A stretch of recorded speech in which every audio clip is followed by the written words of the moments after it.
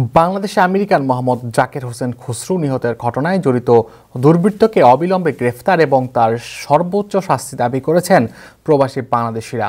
সেই সঙ্গে তার বিদেহী আত্মার মাগফিরাত কামনা করে বিশেষ দোয়া ও মোনাজাত করা হয়েছে। রোববার শেরপুর জেলা সমিতি ইউএসএ ইনকের আয়োজিত প্রতিবাদ সভা ও দোয়া অনুষ্ঠানে এই দাবি জানানো হয়। জাকির হোসেন খসরু গত 5 এপ্রিল শুক্রবার হিলসাইড এভিনিউ ও 167 স্ট্রিটের কর্নারে মান্নান সুপার মার্কেটের কাছে দুর্বৃত্তদের হামলা শিকার হন। ঘটনার পর হামলাকারী দ্রুত ঘটনাস্থল ত্যাগ করে এবং গুরুতর আহত খসরুকে কুইন্স হাসপাতালে ভর্তি করা হয়।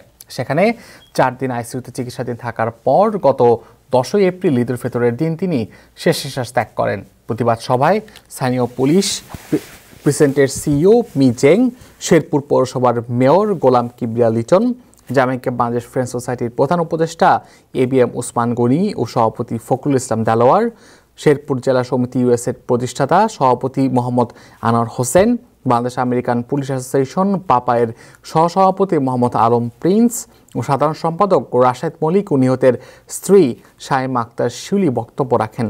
জামাইকা বাংলাদেশ ফ্রেন্ড সোসাইটি, প্রবাসী টাঙ্গাইল প্রবাসী USA, Tangail society USA, Mymensingh জেলা সমিতি ইউএসএ ও শেরপুর প্রবাসী কল্যাণ সমিতি ইউএসএর নেতৃবৃন্দ ছাড়াও কমিউনিটির নেতৃবৃন্দ এবং সর্বস্তরের শতাধিক প্রবাসী বাংলাদেশের প্রতিবাদী সভায় অংশ নেন। আমি চাই না আমার মতো আর কেউ তার প্রিয়জনকে হারাক। আমি চাই না আর কেউ তার স্বামী হারাক, তার বাবা হারাক, তার ভাই হারাক। আমি যে কষ্ট ফেস করতেছি, রাত্রি 24 ঘন্টা চোখ বন্ধ করলে ওকে আমি দেখতে পাই, আমার পাশে আসে, আমার সাথে কথা বলে। আমি চাই না এটা আর কেউ। Whenever you see anything illegally doing something, just call police. Yes. Just call and give the eyewitness. Yes. It is my request to each and everyone. আমি সবাইকে অনুরোধ করব যে আপনারা যদি কোনো কিছু দেখেন, কোনো দেশের বিরুদ্ধে অথবা কোনো ব্যক্তিকে কোনো রকম তাকে মারতেছে বা তাকে কোনো রকম ঝগড়া করে তাকে রাস্তায় ফালাইতেছে, সাথে সাথে আপনি তার I'm so sorry for the loss. I just want the wife and the family of the victim understand that I feel your pain. I know your loss. So as I promised you guys, I know this is a tragic, it's a heinous crime, but it's still under investigation. I promise you, we'll bring you to justice. All right, we do have a person of interest, but I cannot tell anymore because it's still under investigation. On the same very street, we had one of our freedom fighter of Bangladesh, Ruhul Amin Hawladar. He was also punched to his death in the same very street.